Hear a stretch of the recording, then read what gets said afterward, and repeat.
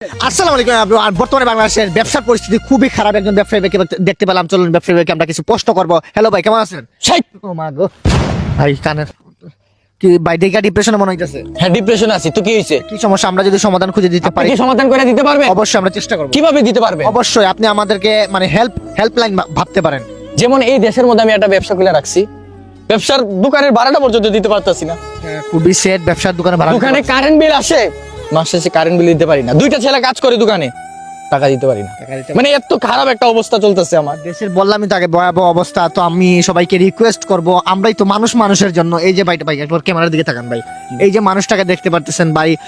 আমি দোয়া করি সব সময় ভাই ব্যবসার উন্নতি হোক, ভাইয়ের ব্যবসার বরকত বাড়ুক, আর ভাইয়ের ব্যবসা অল টাইম দোকানে যাতে ভিড় লেগে থাকে। তো চলুন আমরা একটা জিনিস জেনে নেই ভাই, আপনার কিসের ব্যবসা? কাফনের। জি